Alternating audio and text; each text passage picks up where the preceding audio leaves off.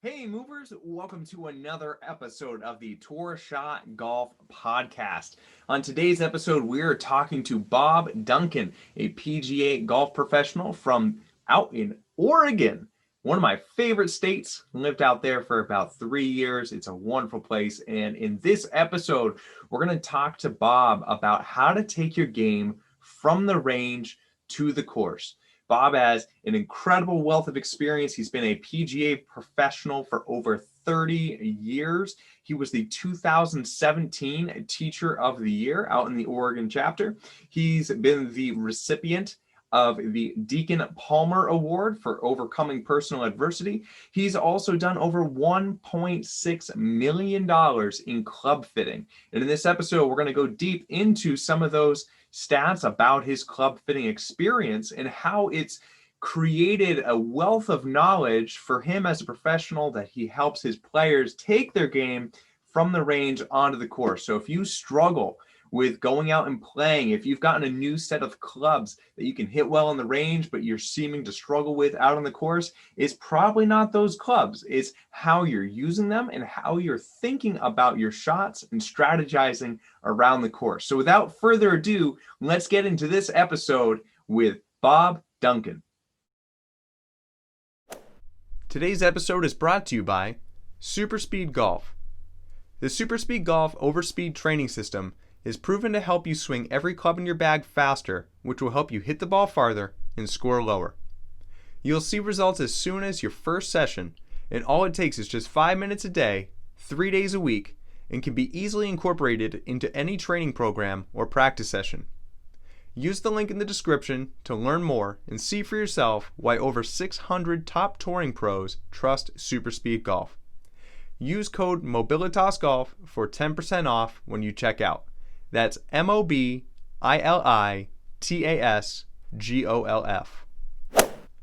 TrueSpec Golf. With over 20 locations around the world, TrueSpec Golf has quickly established themselves as worldwide leaders in custom club fitting. With over 35,000 head and shaft combinations from all the best brands, TrueSpec Golf uses a brand-agnostic approach to fit you with the best set of clubs perfectly suited for you and your game. Go to TrueSpecGolf.com to find a location near you, and be sure to tell them Coach BLAINE referred you when you schedule an appointment. Rad Roller. If you're listening to this right now, you know that the Tour Shot Golf Academy, we believe when you can move better, you will play better. No one makes better, more effective mobility tools at a price you can afford than Rad Roller. With a comprehensive collection of mobility tools to choose from, Rad Roller tools will help you release tight muscles, reduce soreness, enhance recovery, and help you move better so you can play great golf.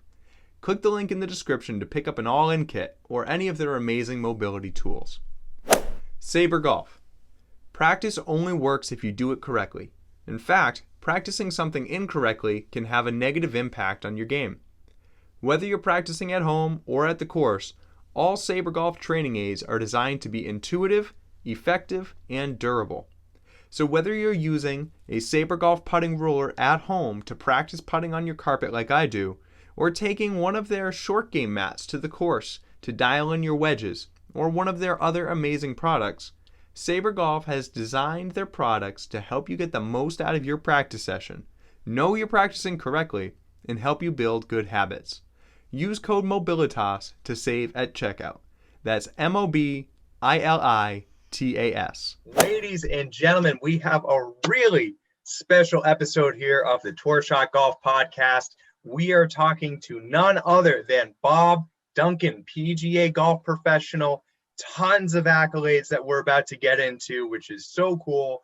And a lot of what's really amazing is the accolades that you've acquired over the years have come from your peers, which I always believe is a huge honor that the other people in the industry recognize everything that you've done. So to give everybody a little bit of context, I had to write them down because there's so many. I think this is so awesome.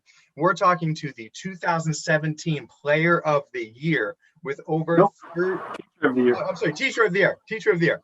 The 2017 PGA Teacher of the Year. Over 30 years as a PGA member, you are a master club fitter, which I love this stat that I pulled up on you. You have done over $1.6 million of custom club fitting. which is a Yeah. baffling number. And so I'm And sure a lot of that was before launch monitors. oh man, so this is even better. And I know a big part of what we're going to talk about is, that aspect. You obviously have a very good eye for seeing ball flight and understanding the interaction of the club through the turf and what it does to the ball. That's going to be huge for what we get into today. You're the creator of the GPS system. You have your GPS Players Academy. You've multiple author. You've written a book on the GPS. You do freelance writing for Golf Today Northwest. And you have another book, How to Work the Ball. So we are talking to one of, just not only the incredible accolades that you have, but also just one of the most humbling and honest people that I know, which I think is so incredible. As a fellow PGA professional, it's amazing to find somebody who does what they do because they love the game and love helping other players out. And that's who we have right here today in front of us. So Bob, thank you so much for being here. Why don't you give everybody a little bit of background about yourself and how you got introduced into the game and how you got to where you are today? Well, thanks for having me, Blaine. It's an honor to be on your podcast, and I'm very grateful for my peers who have recognized a few of the things that I've done. But to start with, I started playing golf with my dad, obviously, when I was 3. I don't suppose that's not obvious, but he gave me a club, put it in my hands when I was about 3, kind of like Tiger, and just started swinging away. And I got into my teens, and I asked him about lessons. And he said, "You already know how to hit a golf ball. Why do you want a lesson?" I'm like, "Oh, I didn't know if I could go further with it." And so I played a little bit of high school golf. I didn't play in college. Loved the game. Used to go out with my dad, and he was a dew sweeper. He was first one on the golf course, 3-hour round or less, and walking. I had to keep up with him, and so the only really one-on-one time I had with my dad was when he and I were out in the golf course, and one of the most important things that happened to me on the course with him one day was I had a ball that was above my feet on a downslope in the rough, and I made what I thought was a really good swing, and I hit a really bad shot, and I slammed my club down a little bit, and my dad said, "What's the matter?" And I said, "Well, I hit a bad shot." And he said, "Well, you had a bad lie." And I said, "I know, but I made a really good swing." And he said, "Well, apparently a good swing doesn't work from there." And I said, "Well, what should I have done?" And he says, "I don't know, figure it out." So that kind of put me on the offensive to figure out what was going on the golf course. And I turned pro in 79, which is ancient times for everybody. And passed my PAT pretty early, which was fortunate for me because I started changing clubs, and that got into a mess. And I had 3 head golf professional jobs in Wisconsin, one at South Hills in Racine, Wisconsin, one at Watertown Country Club outside of Milwaukee, and the other one at Century World in Stevens Point, Wisconsin, which is a beautiful, beautiful place. And I kind of found myself in a pickle in the late middle 90s. I was looking for jobs, and I was trying to figure out where I could go, and I had some club fitting experience. And I asked a friend, and he said, "Go talk to Ken Morton out in Sacramento." So I called him up and went up and interviewed with him, and 6 months later, he hired me on as a teaching and fitting professional. And I tell you what, that was like a MASH unit. It was, hang on. How do I silence that? Let's do this. There we go. And so I began fitting and teaching there, and that's where I sold the majority of my equipment in the 7 years I was there. Did a lot, and I've done quite a bit since, but that place was just, you learn to teach and fit really fast there because there's so many people going through it. And I had a great time with all the guys, Mike Woods and all the friends down there. And Don Powell was a great guy out. He still works there. Hagen Oaks is the place. And so after Hagen Oaks, I moved to Bend, and I've been at 4 clubs in Bend, just kind of bouncing around teaching a little bit. And I'm at Emerald Valley in Crestwell, Oregon. And this place is great. You got to come up here, man. This is so awesome place. Great golf course. We got the ducks at the back of the range. Their practice facility is fantastic. And, Casey Martin's the coach, and he's using that to attract some players to the team. And word has it they're going to build a building where you can hit balls either this direction or this direction. The range is here, and a target course is over here. Very cool. So, yeah, it's really cool. I was going to have you on there, but it didn't work logistically yet. But we should do that. Yeah, definitely. Yeah. So for anybody watching, the reason that we're a little bit late, originally we were going to do some on-course interactive stuff, but between the technology and the weather conditions, it pushed us inside. But there's still an incredible amount that we're going to be able to talk about here. You bet. So 1.6 million in club fitting in 7 years before radars. I did about 1.6. I've done about 100,000 since that Pagan Oaks trip, but that was incredible. Just watching ball flight, looking at balance, trying to fit the club. It was a great experience. So probably one of the things that most players struggle with understanding is the custom fit club realm.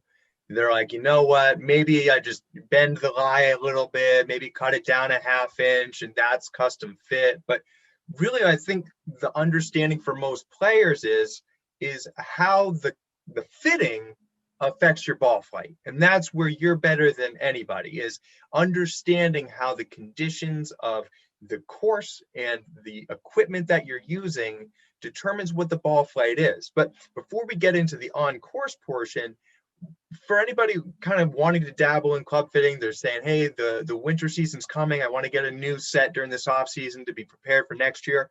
What would you say out of all those fittings that you did are kind of the common things that most people are finding through a club fitting? You fit obviously a lot of them. What are those common points? And more importantly, what are the questions that the person should ask their fitter when going through to make sure it's the right fit for them? Well, it all started for me with Henry Griffith's Golf Company, and their motto basically has always been fit to balance, and that equipment affects movement. So if your goal is to hit a ball straight, which is a difficult thing to do anyway, if your goal is to hit it straight, if you have a club that doesn't fit, you have to make a bad swing to get a good result. So if you have a club that fits you, you have to make a good swing to get a good result, and you're rewarded for it because the club performs. So the reward for a good club fitting is being able to hit the ball better. So if you go off of balance and ball flight, you know which direction you want to go with the shaft or the head design or the loft, things like that. If you know which direction to go, it's not that hard. But you have to verify it. So anytime somebody says, well, you're not consistent enough, you're standard, get a standard set of clubs and then we'll figure it out later. That doesn't make any sense.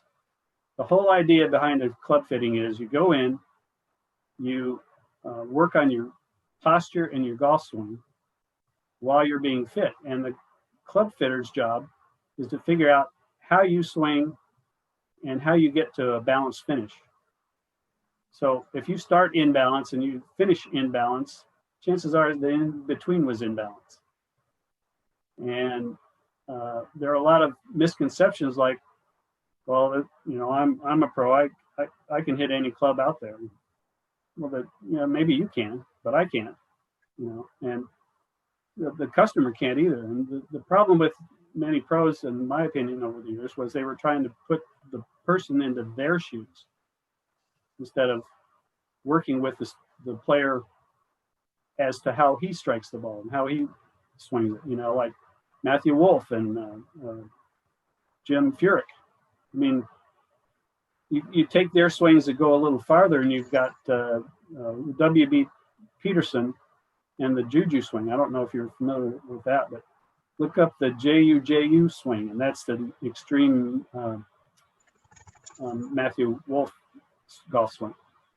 And so the club fitter's job is to change the club, and you're the one that's hitting it, and you're the one that feels it.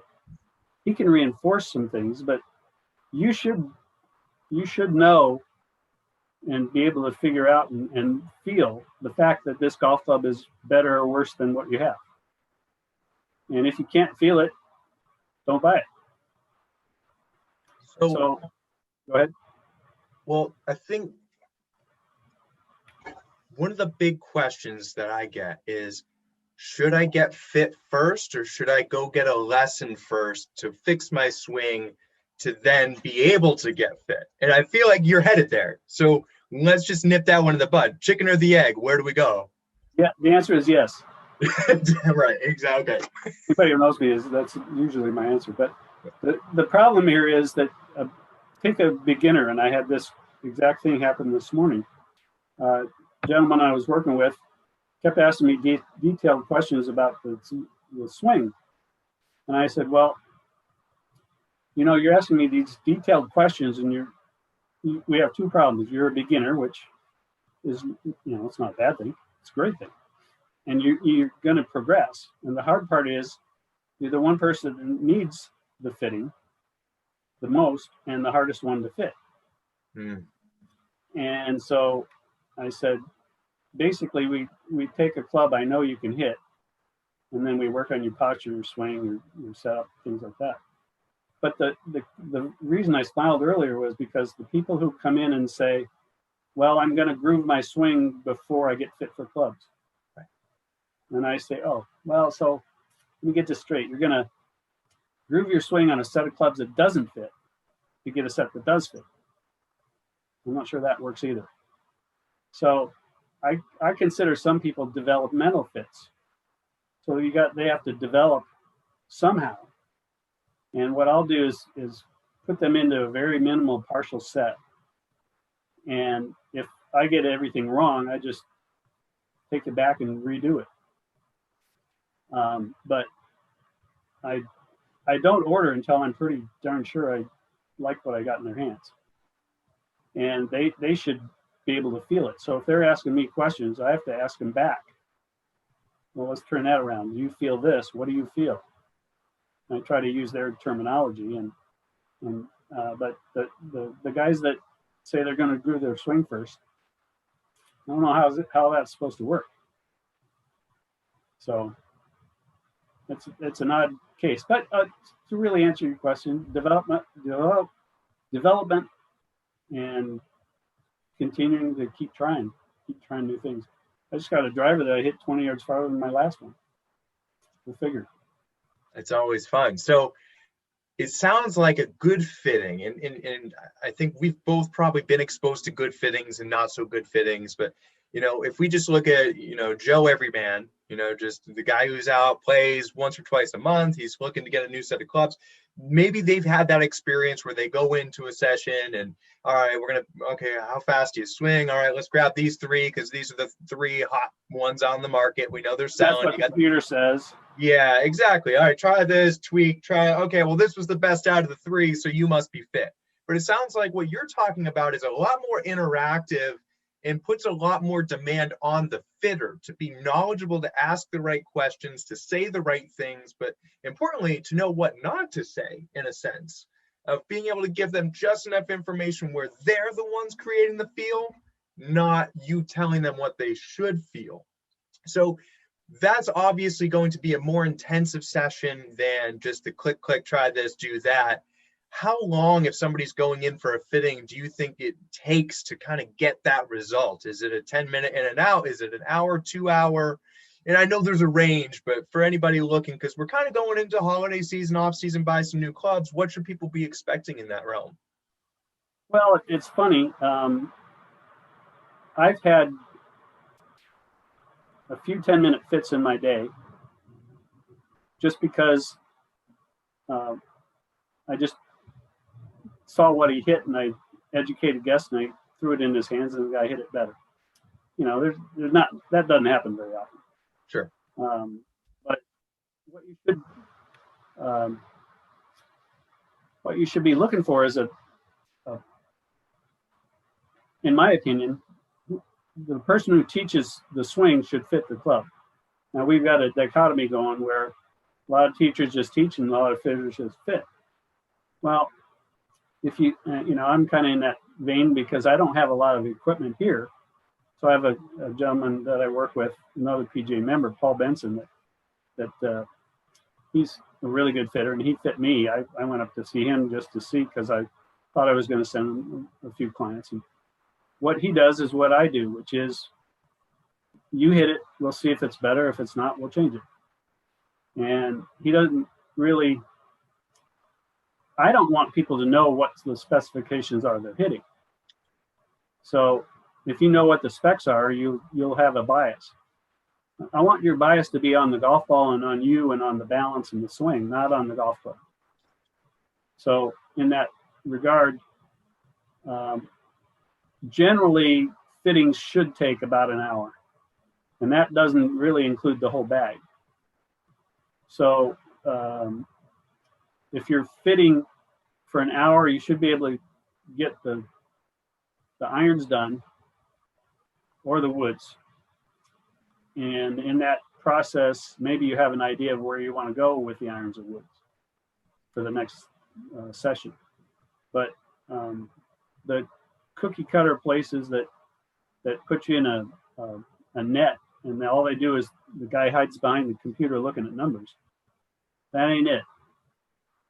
I am a firm believer in seeing the ball flight off of regular turf and not off of mats. And I know everybody says, well, he's got a studio, and I don't protect the people from the elements. They're going to be in it.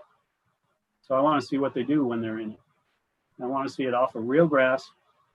I want to see the impact on the face. I want to see the line angles. I want to see the ball flight. I want to see the player in balance.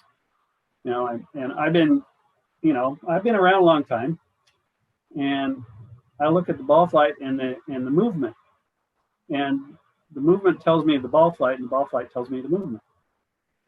And so when I fit outside and I do go through the process, it just works. And you got to have a teacher fitter who is committed and passionate about what they do and attentive, not a guy just looking at numbers. There's a guy who worked at a cookie cutter place, and they invited him to come up and work at the Portland Golf Show, and he couldn't bring his computer, his fitting stuff with him, and or he could bring some of his equipment, but not the screens and everything, and he couldn't do a full job. He said, I'm not sure how I'm going to do that. I'm like, well, you don't know balance and swing, and you can't work through that? Apparently not. But if you eliminate all of the conditions, you haven't eliminated really the fitting problem, in my opinion. So, really well said. So we've established that with good clubs, you're rewarded for making a good swing. It's more of a natural extension of your body. At the same time, bad clubs, and I think this is brilliant, bad clubs, you have to compensate and change the way you swing to get a good result. So we're eliminating that, and we're saying, hey, let's put a proper set of clubs in your hands. Now, where we transition this conversation, which I think is going to just be so brilliantly profound, is even when you get a good fit of clubs, and they do fit you, there's rarely a flat lie out on the golf course. And so now the player in their mind is, I just got fit for these clubs, why can't I hit them? But there's obviously a disconnect between taking your game from the range, controlled environment, flat lie, 7-iron, 150 yards all day, right? That's what most people do, that and their driver. But you go out on the golf course, and really you get 18 flat spots on the tee box, and that really depends on the course. There's plenty of courses where the tee box isn't flat. Okay? Ours aren't. Exactly, right? Golf is a real sport. We're outside, there's in the elements, especially par threes, you take a lot of divots. The turf changes. So unless you're playing a like tour caliber course with a huge maintenance budget, even the tee box is not going to be flat. So you have a brilliant understanding of, you know, the dynamics of the club, the lie angles, the lofts, what it does to ball flight. So let's kind of zoom out for a second and give people a big picture idea of how the conditions of the course affect ball flight, and then we'll get into some specific situations. Okay. So there's several ways the golf course influences ball flight. One is by the player seeing hazards out there, and trees and bunkers and water and hills and wind and everything. You mean I'm not supposed to be in the trees? Sorry? You mean I'm not supposed to be in the trees? You can if you like punching out. And I do want to address that lady's question about the trouble Absolutely. Absolutely. But yeah, those things affect the player. But what happens is most players try to take the golf swing they had on the range out on the golf course. And what happens is you get a ball, say, 4 degrees above your feet, and you're at 100 yards with a sand wedge, or 80 yards even. There's a 4-degree slope above your feet that is influencing the club. So if you just say this is your golf club, now it's 4 degrees up this way. Well, that has with no loft, it has no effect. But if you add loft to it and you go like that, that's going over there. So that 4-degree sand wedge has a 27 to 30 foot variance from straight. Now, if I'm looking at 27 to 30 feet, that's 10 yards. So I bust a drive. I got a sand wedge left into a left pin, cut right behind the bunker. And the bunker goes around the side, and I hit it in the bunker left of the pin, 10 yards left of the pin. Well, why did I aim at the pin? I shouldn't have. I should have aimed at the right edge of the green, brought it in like this, and had it spin over like that. And my miss would have been right side of the green instead of in the bunker. So I see this countless times. The worst is on tour where the ball's below their feet and they don't really exactly know what's going on. It doesn't matter for the most part how strong your swing is. The ball's in a weak position. And I see a lot of pros hitting it from a ball below your feet lie without making proper adjustments and coming up short, coming up, pulling it. There was one back in the Ryder Cup where, I can't remember his name, one of them pulled it off a side hill lie below his feet. He pulled it left and barely caught the edge of the green. But, you know, the idea that the ball should go to the right for a right-handed player on a ball below your feet. Well, yeah, it should. It doesn't always, because it matters where the club matches the surface or not. So if you have a slope like this and a club like this, that ain't going to work, right? So you have to figure out how to get that club into that position where it's down and sole matching the surface. And when you get that, it will go to the right. But if the simple things I ask people all the time, why is the ball supposed to go to the right? Well, it's below, when it's below your feet. And they say, well, I'm not sure, but I usually pull those. Yeah, I hear you. So I see tour players failing on certain lies all the time. And I even found a couple with Tiger that I can cite, but I won't go into that. But hey, he's doing great. He's doing great without me. So good on him. So speaking of Tiger, he's the defending Masters champion. We have that at the time of our recording this. It's coming up Defending the Zozo this weekend.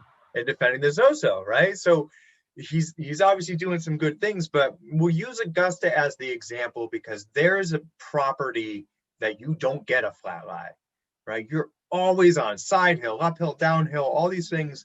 But not only that, you're hitting to greens that are severely sloped, and they're greens in which you don't want to miss hole high because you don't want to be coming in from the side. So there's this massive, to the everyday player, overwhelming feel of like, what do I do? There's no room to miss.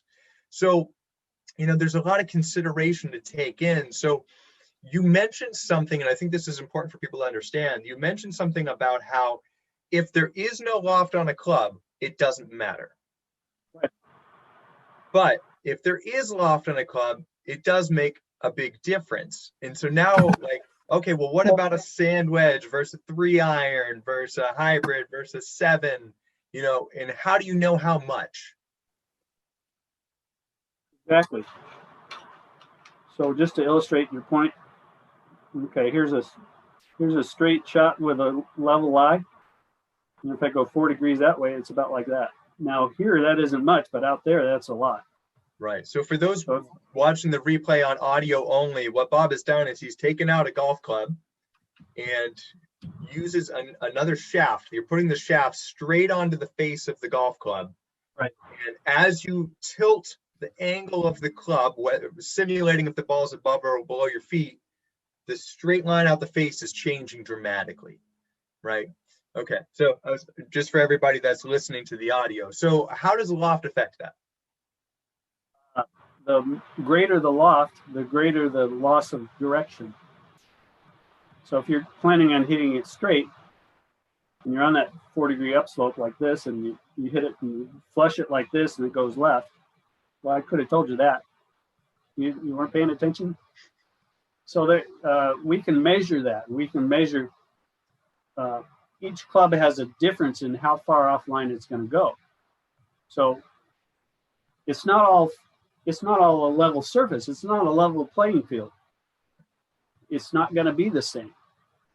And unless you know what to do, you're going to struggle. And I have a problem with certain people, pros, who can't quite figure out whether they want the club to match the surface. Let me grab the club here.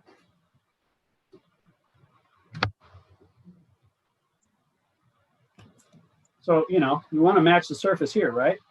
Okay, well, what happens if I do that? You want this same position? Right.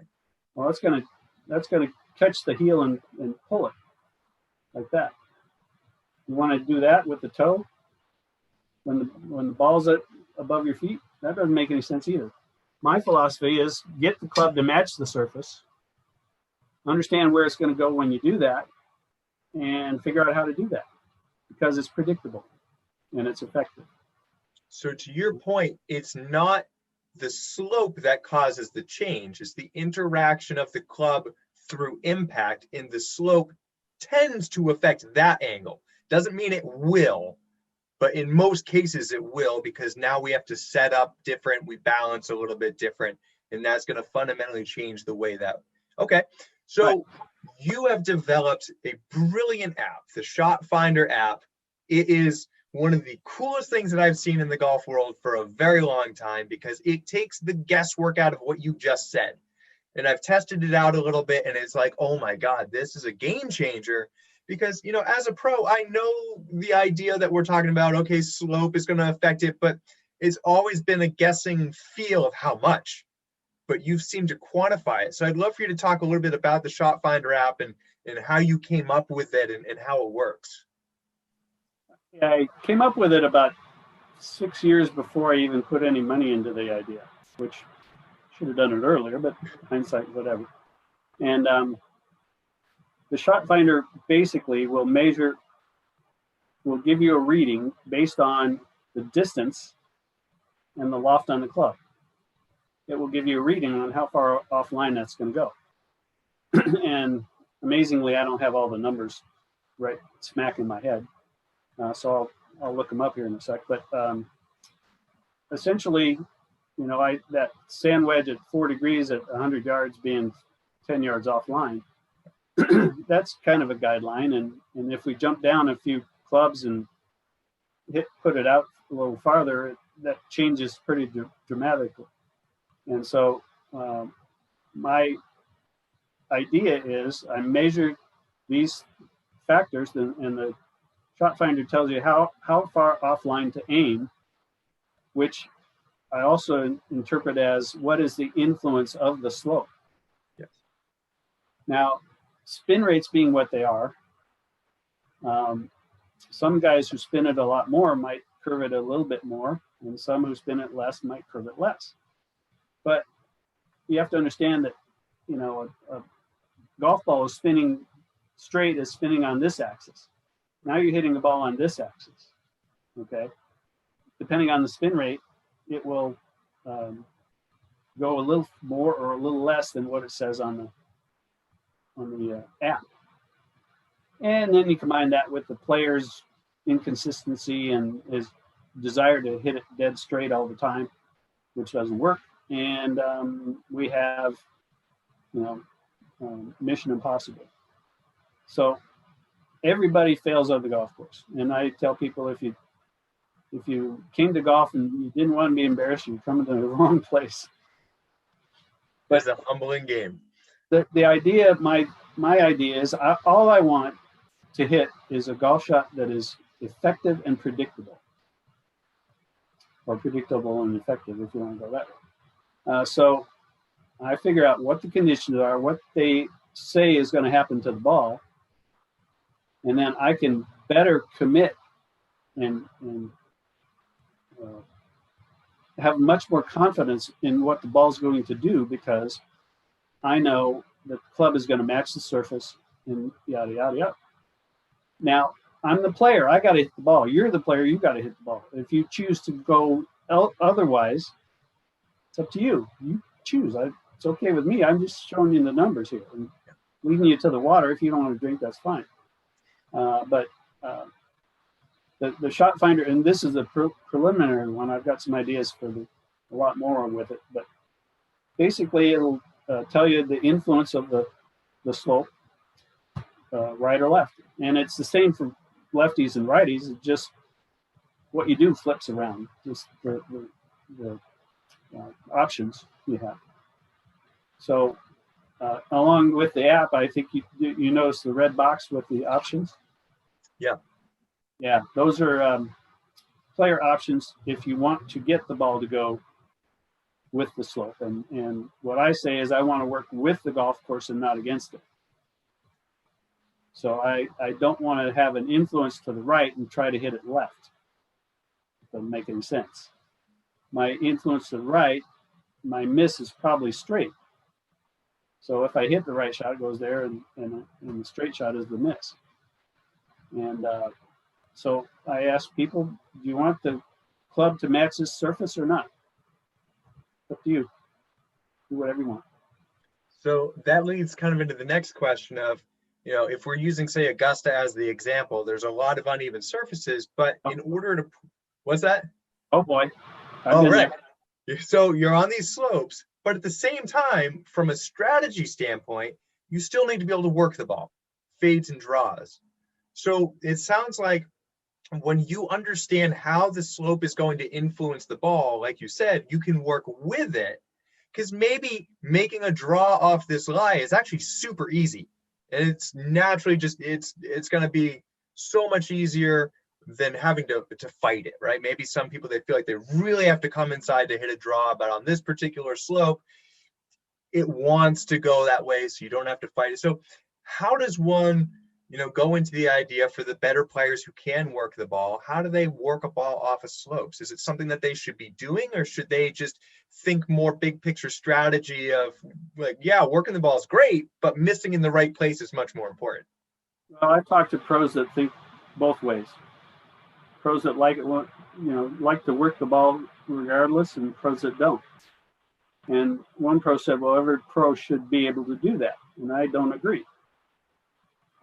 I think that if you're trying to hit a high draw with the ball on a tight lie below your feet, you're nuts. Yeah. it's okay with me if you try it, and if you can do it, great. Let's go on tour. But if the course is telling me I should do something, that's probably what I should do. I had a guy that was on a par 5 dogleg right, and it all sloped like this all the way to the green. And he always slices 3-wood in the water. I said, well, you didn't know it was going there? I mean, he said, what do you mean? I said, well, ball's below your feet on a tight lie with a 3-wood. You think that's going left? No, it's going slice right. And so I made him aim into the trees, and he said, I don't want to aim there. I said, well, hit it anyway. And he got up near the trees, and then it back like that. And that's when he understood. He was not ever going to hit that ball well if he hit it straight, and he's not going to hit it left for sure. And with a tight lie and a 3-wood, you're behind the 8-ball anyway. That's a bad combination. That's the reason why a lot of women experience the same yardages on their fairway woods. Because off of a flat lie, their fairway woods, a lot of women's fairway woods are way too upright. So that's like that guy being on the ball below his feet. Makes sense. You know, so it's to work the ball against what the golf course says. Great example. Last year or the year before, Aaron Wise, I think it was, had a fairway bunker lie. He was in contention. I don't remember what tournament it was. Had a fairway bunker lie that he was really trying to curve to the left. And there was water out there. So we had to curve it quite a bit to get it to the green. This was on 16 or 15 or something. And I'm going, that's not going to work. He's going to hit this in the water. And he did. And I'm thinking, well, bunker, and this leads into one of the other points, grass has an influence on the ball, and no grass has an influence on the ball. So his ball's in a fairway bunker, which means it's probably not sitting up. And he's trying to hit a ball that he's probably going to catch a little low on the face, which usually goes to the right, and he's trying to hit it that way. And it's going to come out low, and, you know, got it.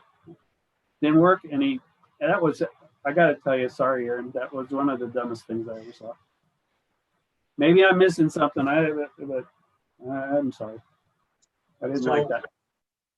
We're getting fit for proper clubs so that we can make a good swing and be rewarded for it. We don't have to compensate. We understand that, hey, the swing that you make on a range off of a mat, or even if you're on grass on a somewhat flat lie, that's not how we play the course. We're strategizing, we're working with it, but obviously we're going to eventually find ourselves in trouble because golf is just a game of who can miss the best. So we had a question come in. I know you want to get into this one, which is, what do we do when we are in trouble? This question comes from Jackie. And Jackie wants to know, if you find yourself into trouble, what's kind of the standard procedure to get out of it? How do you know, like, how do you not let one bad shot compound into more? Great question. If you know who Bob Euchre is, he famously had his passed ball school, academy. He was a catcher, so a passed ball is one that the catcher should have caught. So that was his famous joke, as having a passed ball. So I have a advanced troubleshot academy. That's what I should have. Emerald Valley has a ton of trees, and they're cutting some out right now, but there's you hit it offline, you're punching out of the trees. So to punch out, a lot of people try to do it with the length of swing, which is partially good. I just take a 5, 6, or 7 iron, shut it down, and play it back a little bit, and then choke down on the club. So all these things are geared at getting it lower. And I'm not opposed to hitting a slice 3-wood out from under the trees. Or one of my favorites is a choke down driver. Only gets about this high off the ground and goes screaming to the right. So that one's pretty fun. Choke it down and hit it hard. It's not getting airborne, but it'll run a long ways. I've hit it 160 yards that way onto a green before. So it depends on how dry the course is. But there's one rule about when you're in trouble is get out. And It seems so if you want to simple. hit it low, use your 3-wood or your driver and just beat on it, because it's going to go low and slice. And I hit drivers out here, choke down drivers. I probably hit one every round because of the trees out here. And keeping it low, and just know that you're not going to hook it. You might hit it straight, but it's probably screaming to the right off these lights. And then go ahead. Well, what I was going to ask is, so, it seems so simple to hear it, say it out loud of, yeah, get yourself out of trouble. But when you're in the heat of the moment, you're on the golf course, you're weighing your decisions, you're out playing with your buddies, you have, okay, I can turn sideways, it's wide open, or 50 yards down there is this 2-foot gap, right? Now, a lot of people are going to say, I'm not playing for anything, let's just go for the fun shot. But you've just let us in on something brilliant, which is, even if you aim at that gap, it doesn't mean the ball's going to leave the face going towards that gap.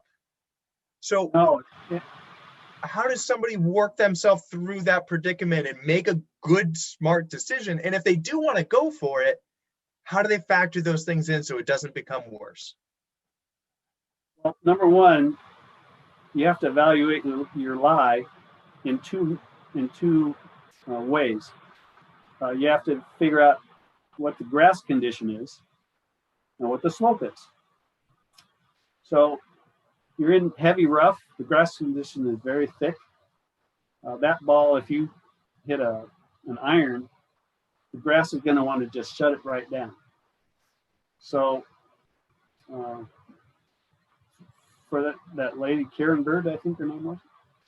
Jackie Bird. Jackie Bird, yeah. Mm-hmm. When you're in the long rough, thick rough, I learned this from a guy named Scott Bess years ago. Thick rough, you take your golf club and you open it. And you aim a little bit left and you try to hit it like this and not let the club turn over. And so you make your 7-iron into a 8-iron, or your 8-iron into a 9-iron. Just try to, you basically thick rough and you try to block it out of there. Don't let the grass, don't work with the grass when it's thick.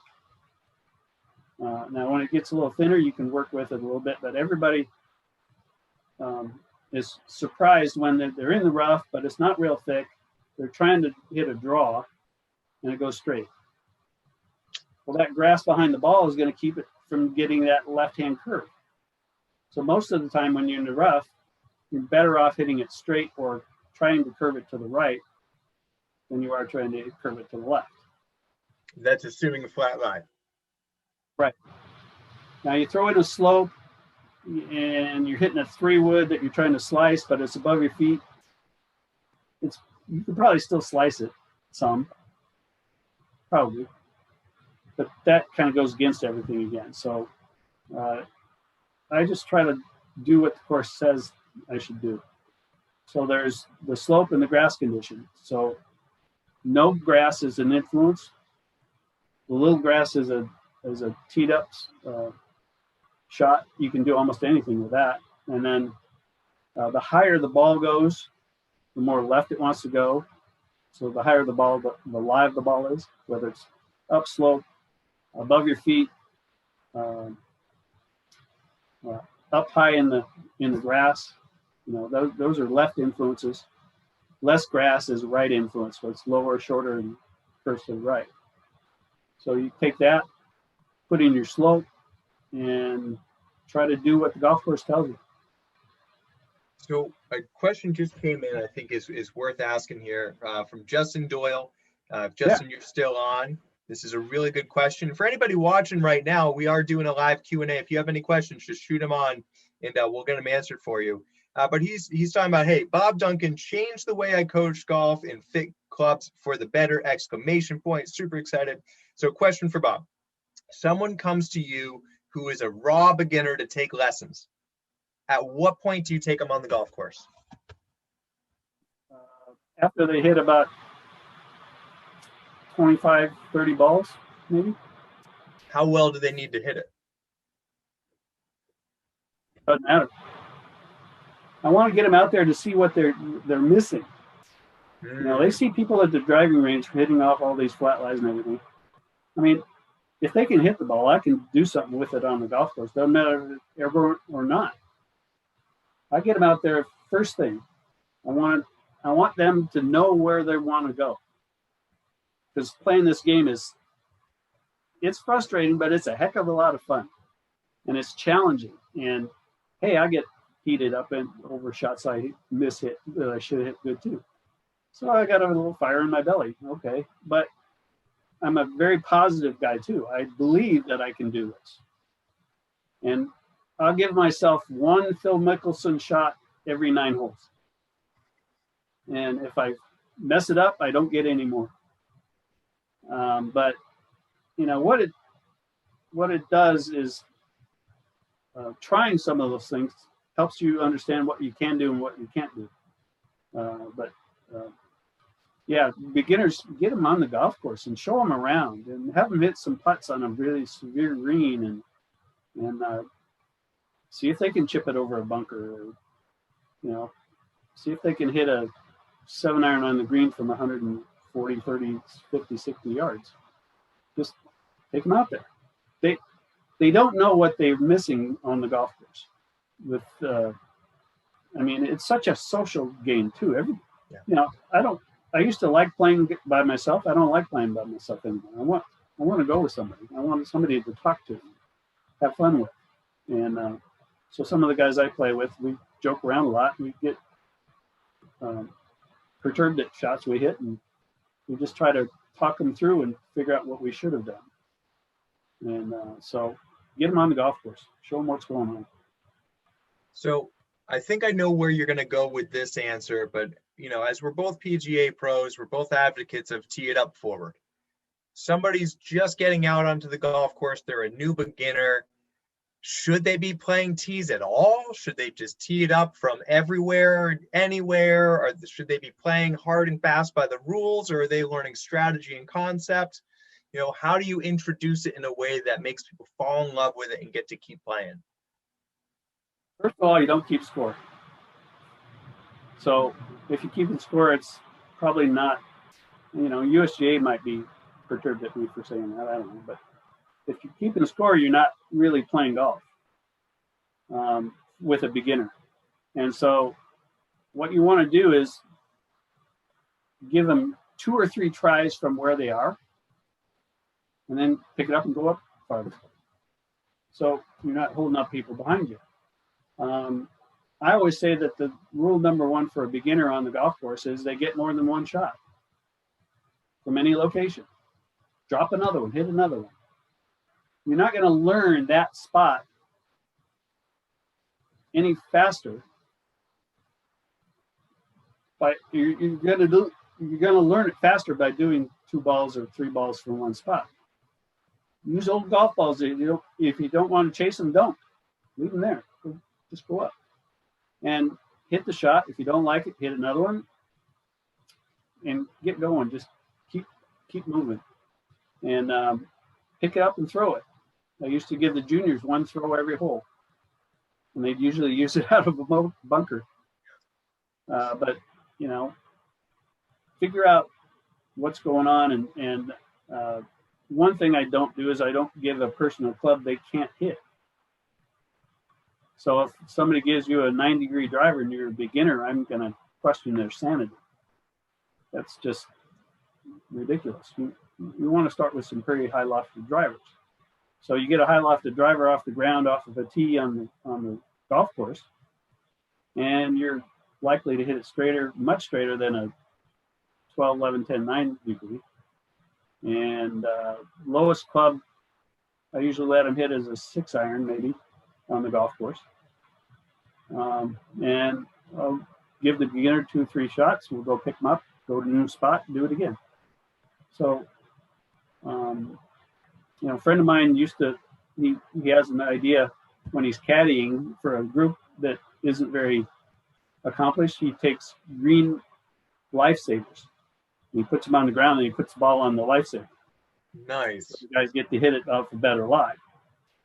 And that's that's the way to do it.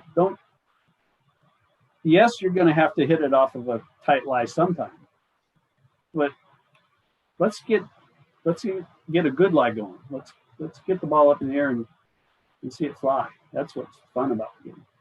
So while we're talking about that, you had mentioned something earlier in the conversation that I want to come back to when we were talking about club fitting, which I think I'm a huge advocate for, and I want to get your take on it. But I'll tee us up, if you will, by saying one of my favorite things to do is I will go out and play a course with like 3 clubs or 5 clubs and learn how to hit shots and learn how to see the course from a different lens, right? Because there's so many times where, especially if you play one course all the time, you already know what you're going to hit 3 holes from now on that par 3. You already know. And so to limit the clubs you have gives you a new perspective on, okay, well, I have 150, but I need to take my 180 club because that's what I have, and my 110 club won't get there, right? And we learn how to hit shots. But that's kind of how I look at it from, being a more accomplished player. But at the same time, if you're a beginner player, I'm a firm believer that you don't need 14 clubs in the bag. And you had mentioned earlier, I never heard it called this before, but I think it's brilliant, the developmental set of something to get you started, to learn how to work it around that can be tweaked and adjusted. What goes into a typical developmental set?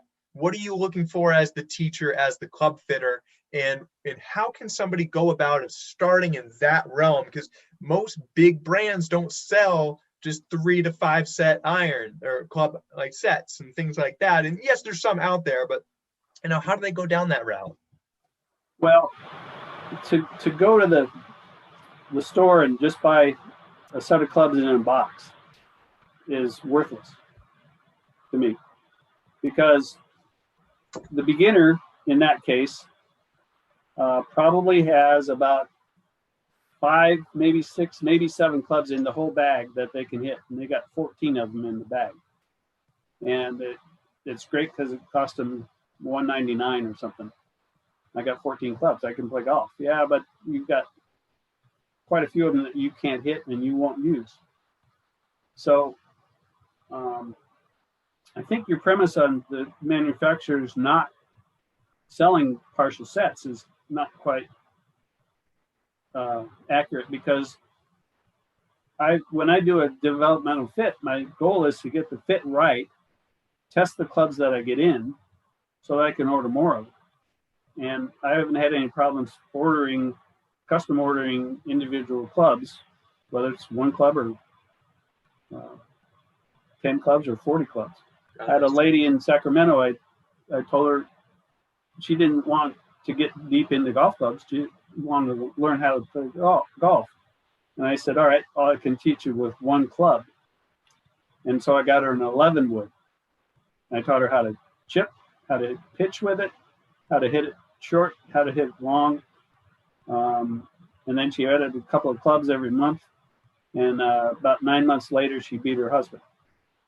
So the whole idea is the developmental fit. We got to develop some more speed. We got to develop some more this and that. We need to know that the clubs are going to do that. And if at the end of X period of time, they're not doing that, I have less clubs I got to take back and redo. So if I get a 7-iron, a 9-iron, and a sand wedge, or a 7-9 gap wedge, or 6-8 wedge, sand wedge, those partial iron sets are very effective. And they're effective because they work, because the fitter proved it over time. And people say, yeah, well, I got 14 clubs and you only got 5 for the same price, or for less than you got 5 clubs for. Well, if you want to start out with a club you can't hit, just go get a box of them. There's a whole box right there. You can't hit any of them in there, but you can have it. So you have to develop the fit along with the player. And even to the extreme of several months down the road, that partial fit, we didn't quite get the shaft right, or we didn't get the head design right or something. Well, take it back. You got less to take back. You're making a customer happy by replacing him with a better fit. And then you can fill in. Okay, those few clubs are not worth not doing it right. So it sounds like even more reason to build a relationship with a teacher and fitter. Because if you go into the big box store, it's going to be, okay, what's on the rack, what's in the box in the back. But if You you're know how to swing, yeah, you're going to get this. exactly. Yeah, goodbye. So Get 'em what out the door. about from the perspective of, and we mentioned this a little bit when you're talking about the ladies' woods, but there's this phenomenon that happens particularly with beginning golfers who don't have speed yet, that it's like, you know, I hit my X, Y, and Z clubs all the same distance. You know, what's kind of causing that? And it plays in a little bit of what we were talking about, of like, you might not need all those clubs yet, but you know, if you're hitting your 7, 6, 5, and 4 all the same distance, it's like, you know, it can be frustrating for the player being like, what am I doing wrong? So let's walk through that. Why is that happening, and what should a player be thinking kind of long term? Well, you actually hit the bullet, the bullet with another bullet. The people who hit the club the same distance, and it usually is in that 6.54 range, don't have enough speed to hit the next club. So why is everybody not playing a 2-iron anymore? Because hybrids got involved. They're easier to hit. And so we took the 2-iron out of my bag. We took the 3-iron out of my bag, and partly because of the ball, the way the ball is designed. And then I took the 4-iron out of my bag, and I added a couple of wedges in that process. I need more around the greens than I do from the 3-iron distance. And so if you're hitting the clubs all the same distance, they're probably too stiff. Maybe they're too light. Maybe they're a bad lie angle. It's something to do with the fit. Or you get to that point where you're hitting the 5-iron and the 4-iron the same distance. And what you'll find is, yeah, but I hit the 4-iron farther off of a tee than the 5-iron off of a tee. Well, sure, that's your bottom edge. 4-iron is about it. If it doesn't work on the fairway, I don't use it. I like what Tiger said one time. He said, anything I try, whether it's a swing or a golf club, it's got to work on the back 9 on Sunday. So if it ain't working, you're carrying too many clubs. Now, what about, to move away from clubs, but still in that realm, the ball? You've mentioned the ball has changed. You've been a pro since '79. You've been playing since you were 3. You've seen the progression from wound balls and balata covers into the new rubbers and the resins. And there's so much that's been changing with the ball. And yet there's very little that's talked about with the ball in club fitting, at least in the masses, right? Where it's very rare that we see on TV or in the big medias talking about how to fit a ball properly. There's just a lot of marketing around, well, ours spins more and ours goes farther and all these things. But it's like, yeah, with an iron buyer in a lab, but how does it affect the actual play when you take it out onto the course? And what should a player be looking for to be fit for a ball? Great question.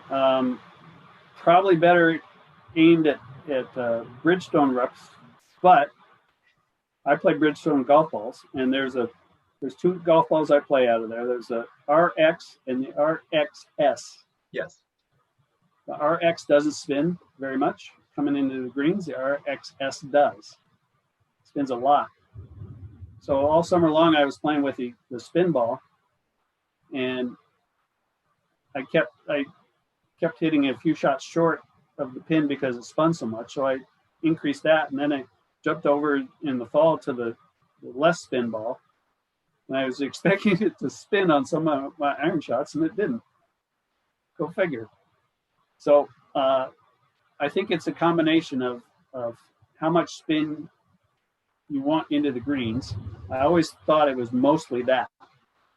If you need to stop the ball on the green and you hit the spin ball 10 yards short of the other one, well, your effectiveness around the greens would be better than it would be with the other ball. But if you're pretty good around the greens and you want to play the ball that doesn't spin as much, that's fine too. As far as how the manufacturers do it and changed the covers. And I mean, going back to the balata ball, that ball you could make it spin up, you could make it sideways. I mean, you could do anything with that golf ball. And I used to hit a 2-iron off my back foot and it'd come out like this and it would just rise up like that. And I was talking to the rep one day and he goes, well, you understand when the ball's at rest, the liquid in the center is at rest too. And he said, when you spin it, the liquid isn't spinning until it gets to about there and then it rises up. And I go, that's why I can't do the same thing with this solid core ball. He said, exactly. He said, they've taken that option or that piece out of the ball because the liquid has to catch up to the windings of the old golf balls. And I'm like, dang, I hit a 4-iron like that. I thought it was going to want to go rising up, and it didn't. So that's why. But the manufacturers have done a great job on marketing, and most of them have some pretty good golf balls in their system. And Bridgestone I like, and I like them a lot because USGA uses them for testing balls. So I like that. So we had a question just come in.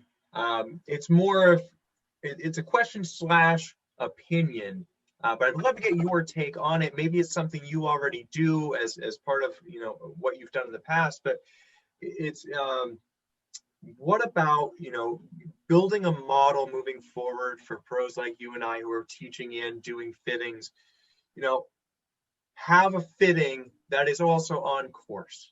And I know the logistics of that can be tough sometimes to say, hey, let's go do a fitting for an hour and a half, and then go play 3 to 5 holes. But would you say that would be kind of the ideal, is let's find what's working in this, I'll call it in quotations, controlled environment? Obviously, we're still doing turf, we're seeing ball flight, but then say, okay, we've narrowed it down to 1 or maybe 2. Now let's take it out onto property. Is that kind of like the creme de la creme? It is. And when I do a club fitting and I get the clubs in, that's another point. I got to take those out there in the course too and see them use that club and hit it better. That's where it matters. Now I can get it as good as I can out here, but if they can't do it there, something's wrong.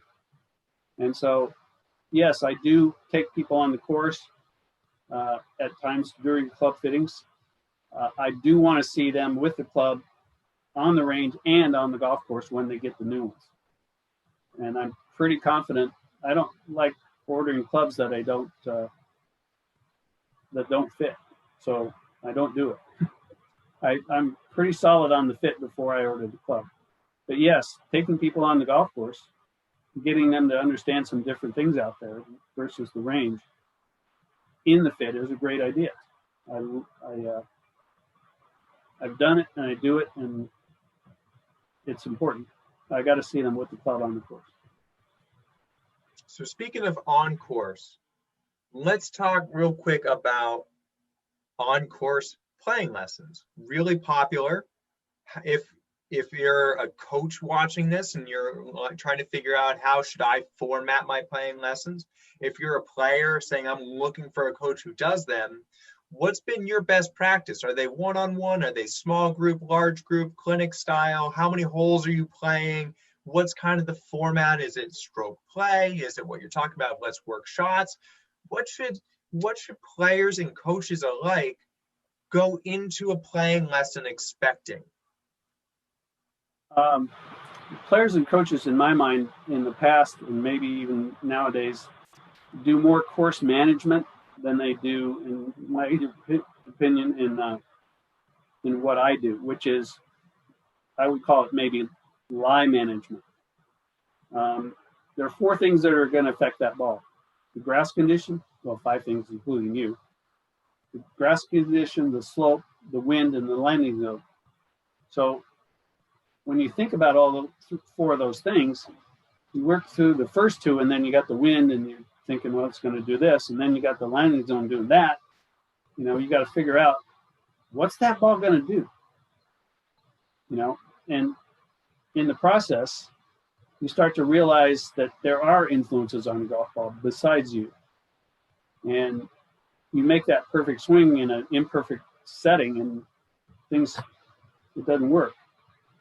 That's when you get the double crosses.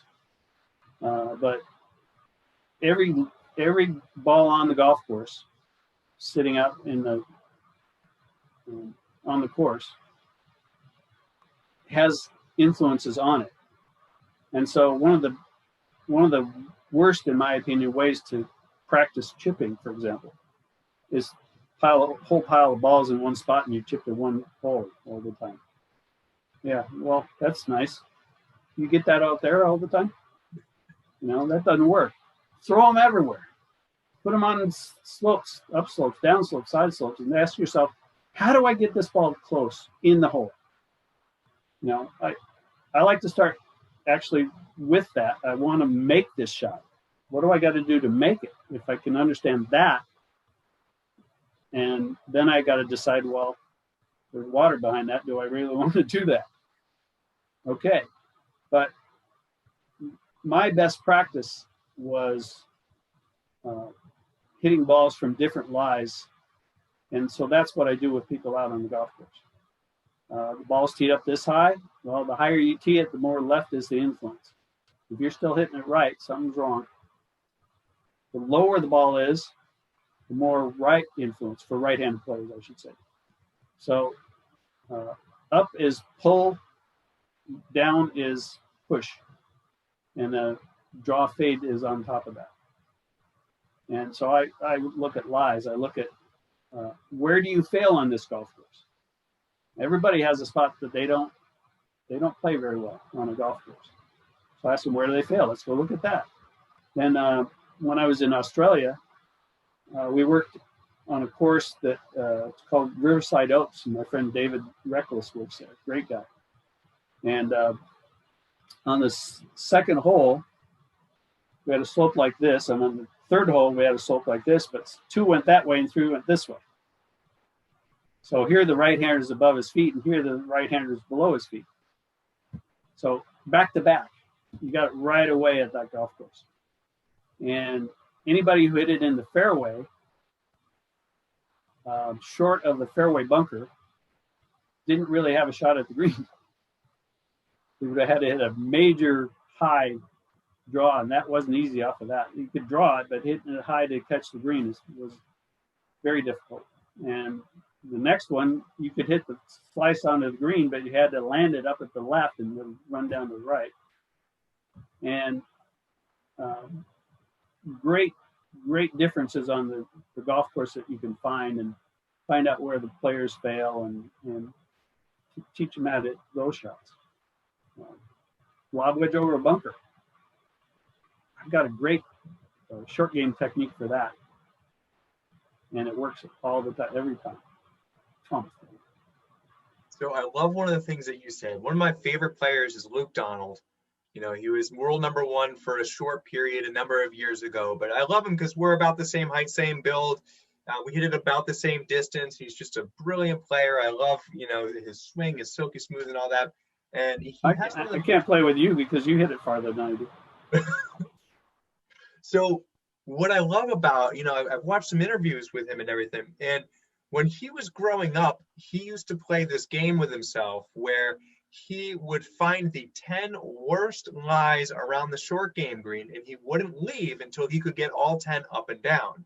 And now here he is, one of the best short game players in the entire world because of it. But I think from that very nature comes a word that I'm going to bring up that most people are deterred by, and it is the F word: failure. You're going to fail a lot, whether it's practicing on a, quote again, controlled environment or out on the course.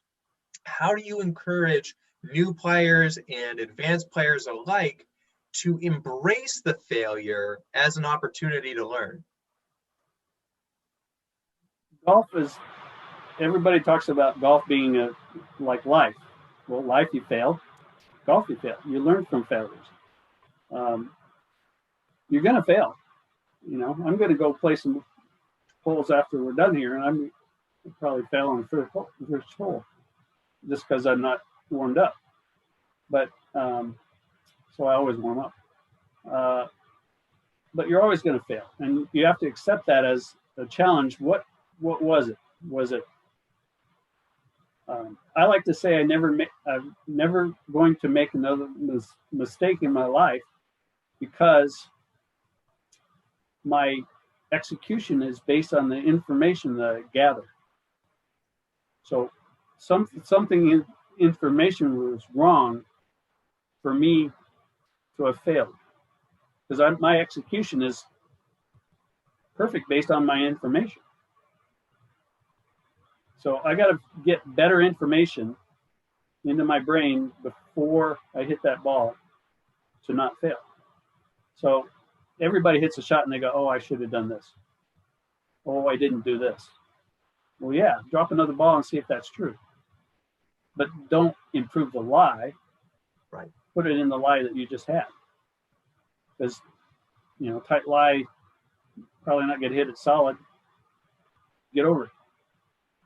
One of my famous questions is, if you just bladed a 9-iron and it rolled up to 2 feet from the pin, are you happy or angry? Well, I'm happy. I just hit a bad shot that wound up good. I'm taking that birdie, getting out of there, and racing to the next hole. Put me in, coach. Don't let the golf gods know you're mad about that one. No. I get pros saying, well, I got to make sure I did this and I did that. No, you don't. No. My friend David Ogren said it. He played the tour for 17 years, and he said, hey, whatever you did on the last shot doesn't mean you're going to do it here. Right. It's a whole different place, a whole different situation. And I have a term now that I'm using that I call weaponizing your attitude.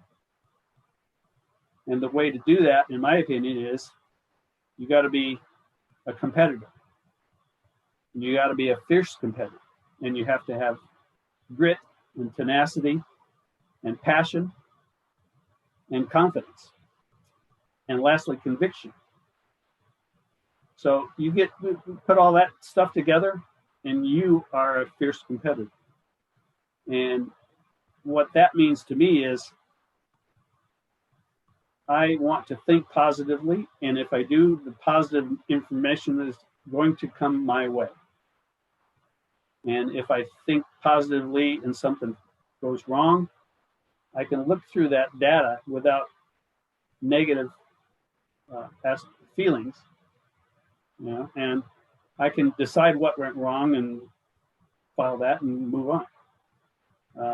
But if I make a mistake, it's because I chose to, because not making mistakes is purely based on the information you put in. So if I put good information in, I'm going to get a good result. And being positive all the time is how to weaponize your attitude. So you take these factors that are built into great players and you put them together, and you can weaponize your attitude so that you can, I believe what Ray Floyd believed, which was he could will a golf ball in the hole. Use his mental will to make that ball go in. That's as positive as you can get. And if it doesn't go in, there was some little bit of grass that I did not account for. But if I account for everything, and I believe I can, and I believe in the mantra of, can I make this? Yes. Will it go in? Yes. I execute after I put that together. So I can hit a 6-iron in the hole from 160 yards. I just got to figure out what all the nuances are. And I believe that I can find those. And if it doesn't go in, it's better than if I just said, well, I'm just going to hit it at the green. I don't care. I got to hit it straight. No, this is a positive thing. You got to weaponize your attitude. You got to get the positive about the information and the execution. And that just brings up a little point about P.N. Nilsson, and I can't remember her friend's name. They wrote a book. Marriott. Yeah. Yeah, Lynn Marriott. They wrote the book, Be a Player. Oh, yeah. And you have your think box and your play box. And this is where you look at the information, you walk up to the ball. First step you make, to me, is your commitment. Yes. Take that step, commit, execute, done. That's it. You don't second guess. If you second guess, you got to start in the think box. So think box, execution. Think, commit, execute. I love that. It reminds me of two quotes that I constantly tell myself as mantras when I'm playing. One is a Jack Nicklaus quote, which is, I've never missed a shot in my mind, right? And the other is a Brad Faxon quote, which is, more times than not, you will hit a better shot committing to the wrong shot than half-assing the right shot, right? And that I kind like of, both of those are great. and so at least in my mind, and this is how I kind of overcome that failure, because golf is a game of who can miss the best and everything like that, is like you're saying, I got to take in all the information, weigh the variables, figure out what should happen based on the conditions that are in front of me. Then once I'm fully committed, it's, can I follow through with that commitment knowing that I might fail? I need to, in my mind, know there's not a shadow of a doubt. I'm going to execute this shot. It's going to go in the hole. It's going to be amazing. And then when it doesn't, be like, but that's okay, because I committed to it and I've learned from it along the way. And I think that's a really hard dichotomy for a lot of people to understand. And I'm a big believer that the secret to the universe is locked inside of paradoxes. And something like that in this game of golf is you have to be 100% fully committed, not a shadow of a doubt, but you can't care if you miss. Or if you care, it's in the sense of, how can I learn from it? But you can't take it personally. I call that the Batman moment. The Batman moment. Yeah, what are you going to do after you knocks it down? You got to get back up again. Or the Rocky moment, or you take any of them. Basically, it's not what you do when you're doing good, it's what you do when you're doing bad. And that's what tour players are. They win with their B games all the time. Right. You know, it's not A game that always wins. I mean, who was it that knocked it out of the park? Was it DeChambeau that won by X? Yeah, at the U.S. Open. Yeah. And the other guy that hits it so far. Wolf? No, he won the U.S. Open back-to-back. Koepka. Yeah. Yeah, same thing. They can win with their B games. And it's amazing to see them when they're on their A game, and they do win it by that kind of margin. So. Yeah, that's when we get the really special moments, like just the big victories. You know, we have the 97 Masters with Tiger, and just, I mean, those are the examples of the A game. But like you said, it's, you know, it's not always going to be there. And it's the difference between, yeah, your good can be great, but how bad's your bad? But it sounds like a lot of what you're talking about, if you're getting fit for the right clubs so that it will be an extension of who you are, if you understand how the conditions affect your ball flight, and if you can manage your way around the course, then you don't need an A game. You're just giving yourself opportunities. You're missing in the right places. You're not, you know, you give yourself favorable angles into the greens. You're not short-siding yourself over a bunker to a downslope. Like, missing the right place can massively change how the game is played. So on that note, if you're missing in the right place, and then you're probably scoring pretty well. And how many times have you hit the ball a little worse and played a little better, or scored a little better? You know, how many times did you hit it really good and you didn't make a putt? You know, there's a lot of that going on tour too, and it's the guys who can miss it in the right spots and play from those spots and capitalize. You know, you don't see too many pros missing a 5-foot birdie putt anymore. They capitalize. They're going in there positive, and that ball's going in the hole. And so sometimes you hit it a little worse and score better, and sometimes you the opposite. And that's why people get frustrated. But it's a journey. It's like life. You're going to fail. Get over it. Awesome. Well, Bob, I really appreciate you being here. I want to be respectful of your time, but as we kind of wrap up here, where can everybody find you? If they want to come out and get a lesson, if they want to do a club fitting, if they want to get in touch with you and start working together, how do they get in touch with you? Where can they find you?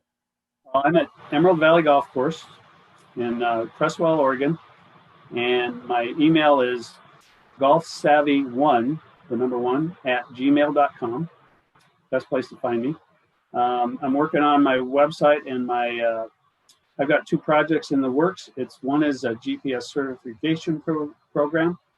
The other is a GPS players self-coaching program for on the course. And so I always thought that there was a place to go after learning the golf swing, and that's the golf course. So learn the swing, teach the swing, fit the club, coach the player on the golf course. Those are my mantras.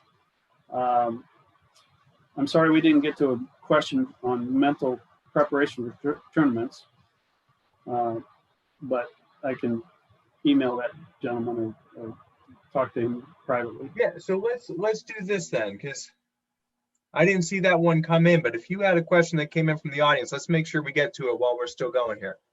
Okay. So mental preparation for tournaments was the question. And the first thing I tell people is to be your own coach. And if you don't know how to coach yourself, you shouldn't be coaching others. So it starts with the fact that you're the only person out there.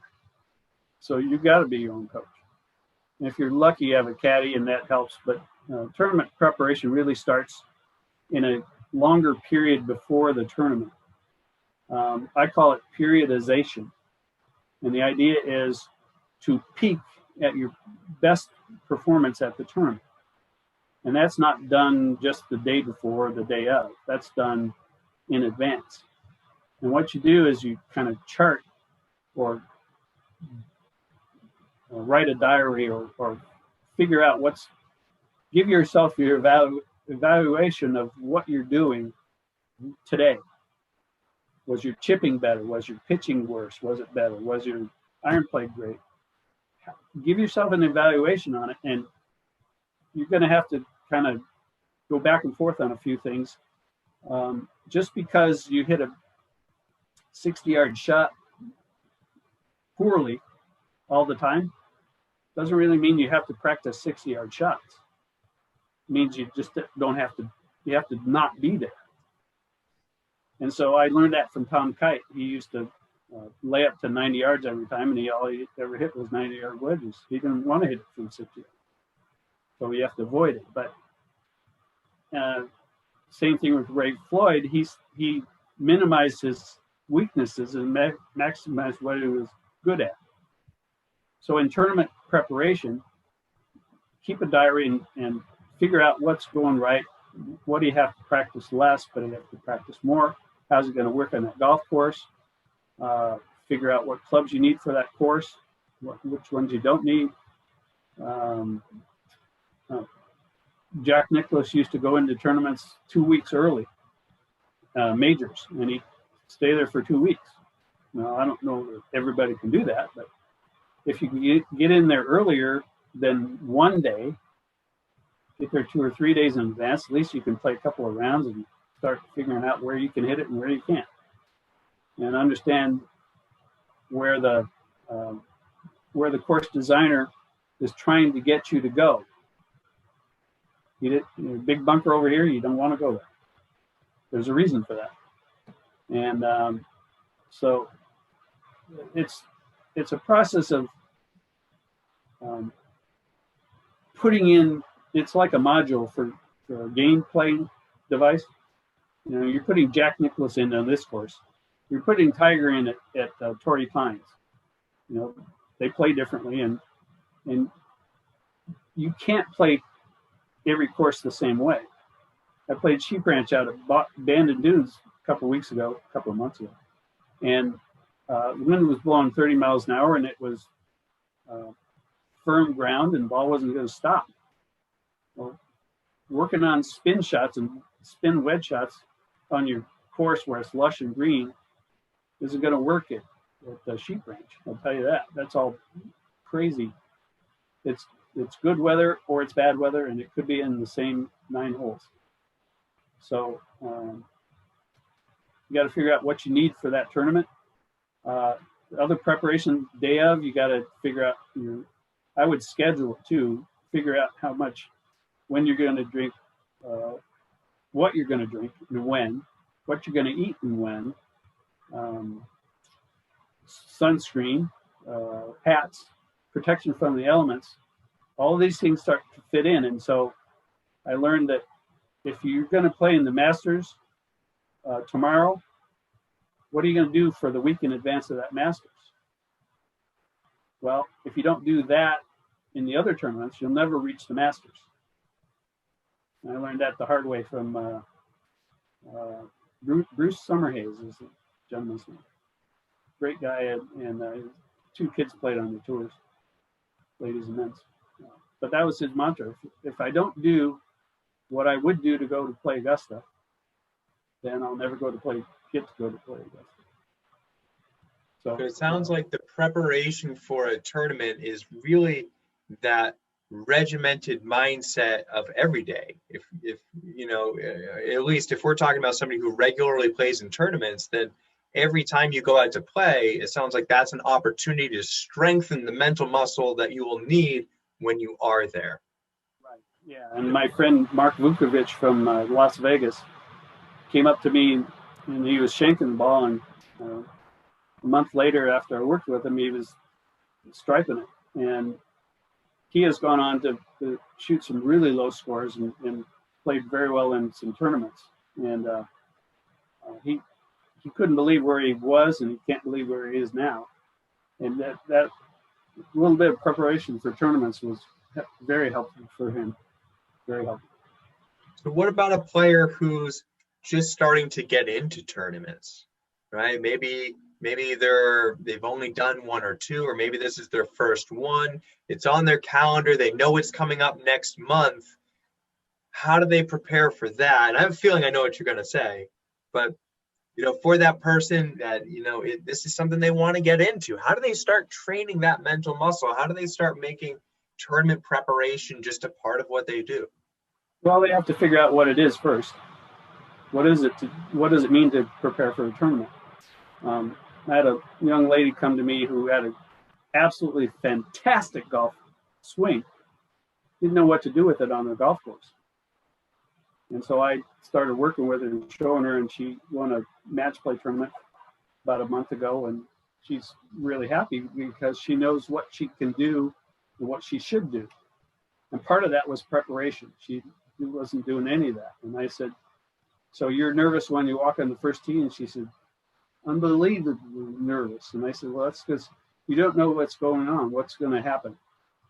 She says, yeah, you're right. And I said, so tee off with a 3-wood, but hit that on the range. Make that your last swing. Hit a 5-iron off the tee. Just hit something that's not going to make you nervous. Hit 2 5-irons and a wedge on the first hole of a par 4. If you're not ready to make birdie on the first hole, you're really not ready to play golf.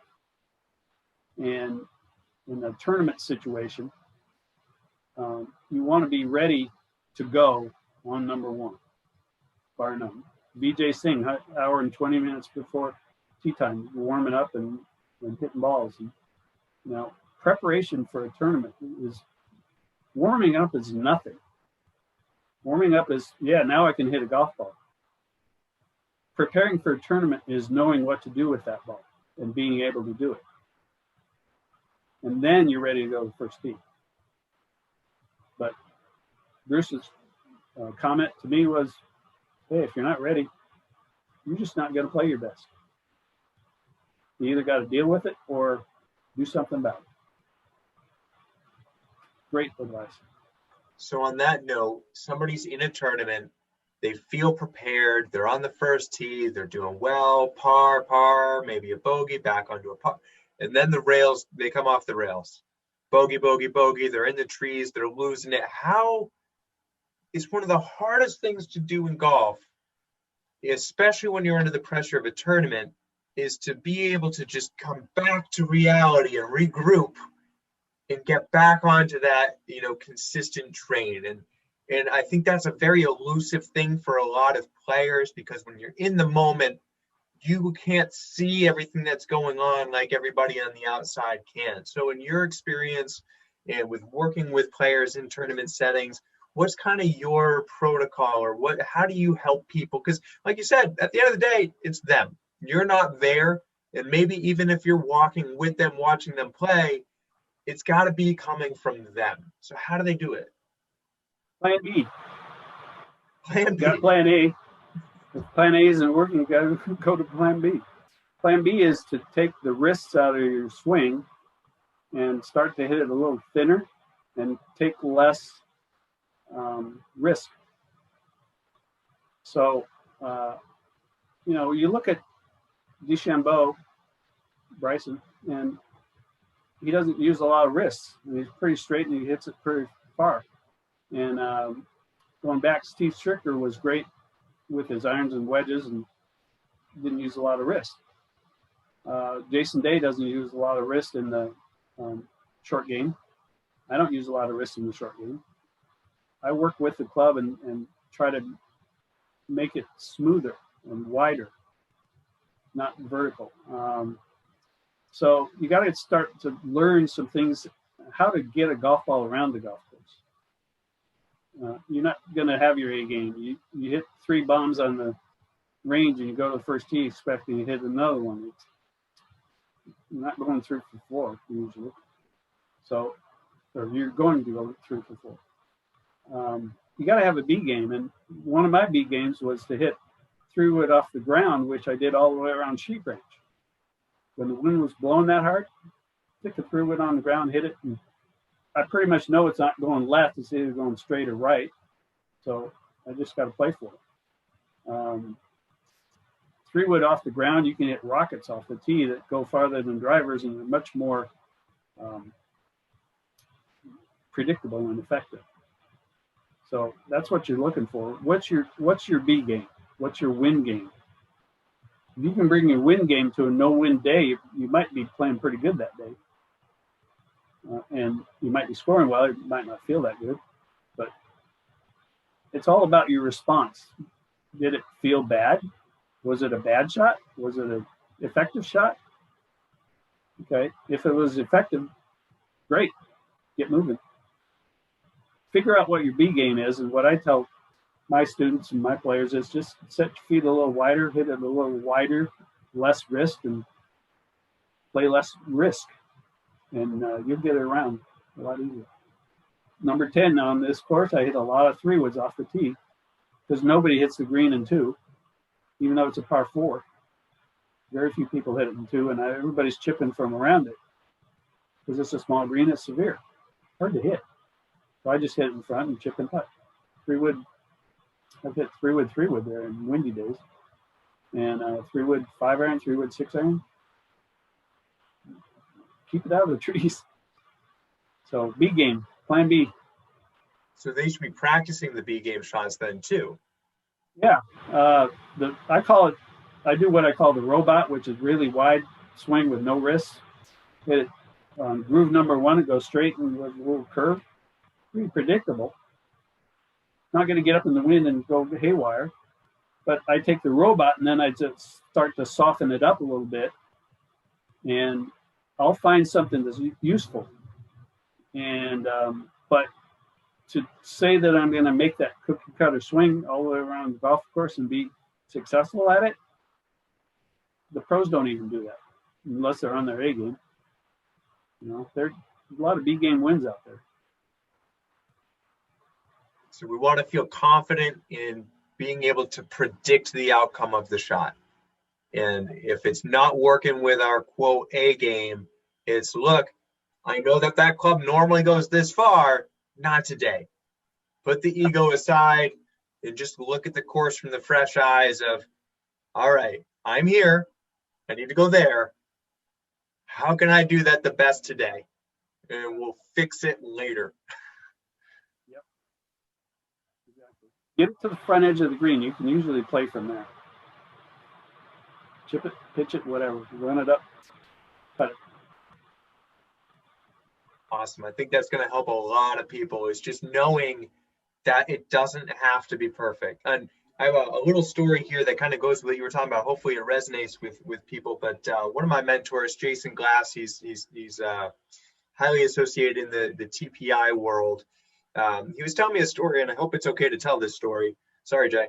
But he was telling me the story about how a few years back, if you remember, Padraig Harrington and Sergio Garcia went kind of head-to-head in a playoff for the British Open.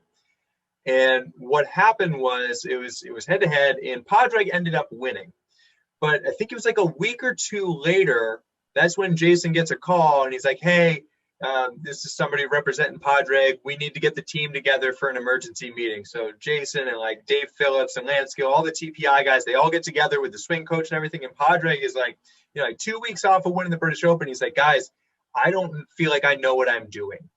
I don't feel like I can make a good swing. I don't know where the ball's going. I'm at a loss. I have no idea what to do. And they're like, oh my God, what are you talking? You just won the British Open. You just beat Sergio Garcia. And he's like, look, the only reason I won is because at the end of the day, Sergio swings more with his hands and I swing more with my body. And here we are in the first hole of the playoff, and we're both just shaking. We are nervous beyond all measure. The cameras might not be able to tell, but we are shaking in our boots. And my swing, being more body, held up better than Sergio's swing with his hands, and I snuck out the win. And I think that's just such a brilliant illustration to what you're saying of even the best in the best. We're talking about a major champion. Felt like he didn't even have a B game. It was just a C game, slap it around. And if that's happening for him, then we have to go into golf just saying, look, I'm a human. It's going to happen. Let's just have fun. Let's think our way around the course. It doesn't have to be perfect. Exactly.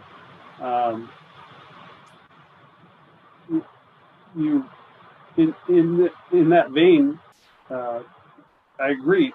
The less risk is more predictable. Excuse me. So,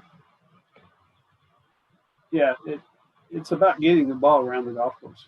That's all it is. And you got to do it. Awesome. So, have you seen any more questions come in that I missed? I want to make sure that we get to everybody while we're on here. I haven't. I just saw that one. Awesome. So for those of you watching right now on the live stream, if you do have any questions, you're more than welcome to send them over to me. We now have Bob's email, golfsavvy1@gmail.com. Feel free to ask him that way. I'll be posting a replay of this here soon. But we know where to find it. Emerald Valley Golf Club in Oregon. You have the GPS systems coming out, both for the coaches and for the players. Shot Finder app, everybody. This is a game changer. It's only a couple of dollars in the App Store, and I'll tell you, before we raise the price.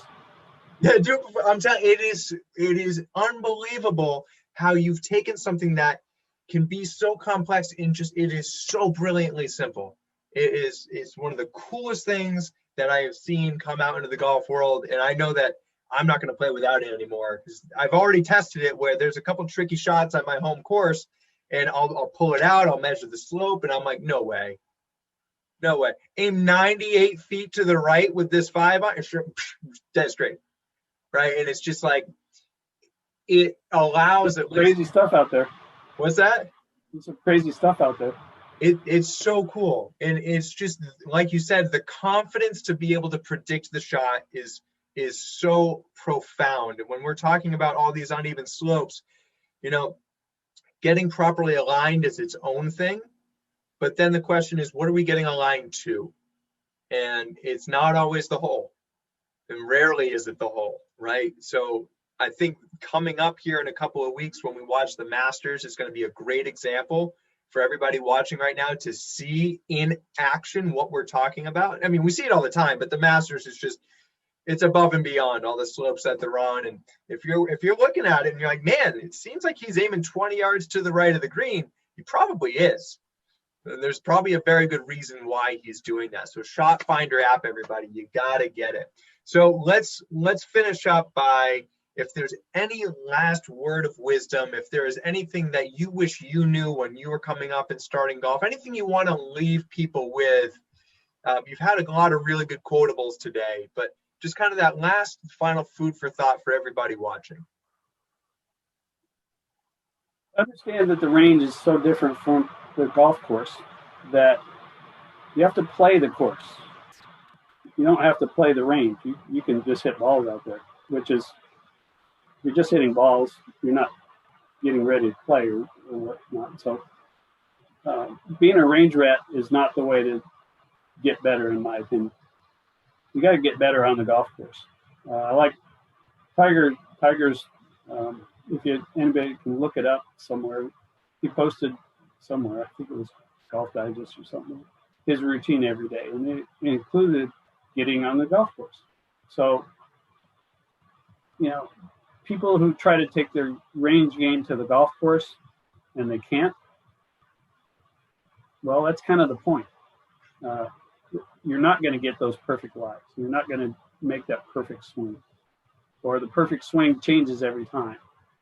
And that's what I wish I had known back in the day. Everybody talks about consistency and repeatability and just mind-numbing practice. Well, that's not going to get it done. To me, you got to go. You got to go on the golf course. You got to figure out what's going on. And if you play one ball all the way around, it's going to take you longer to figure that out. But if you hit some extra shots, understand what the golf course is trying to do, trying to get you to do, allowing or preventing whatever you want. It's like a Pete Dye course. The farther back you go, the less he shows you the fairway, and that's probably not the place to go anyway. So think of it as, what's the designer doing? What do I have to do? Understand it's not solid and straight every time. Get over it and get on it and embrace it. Figure out how to hit the shot. It's more about hitting shots than it is about making golf swings. I love that. And you've certainly made your dad proud, going back to the story we opened with, of when you were on that downhill, side hill lie. Well, what do I do?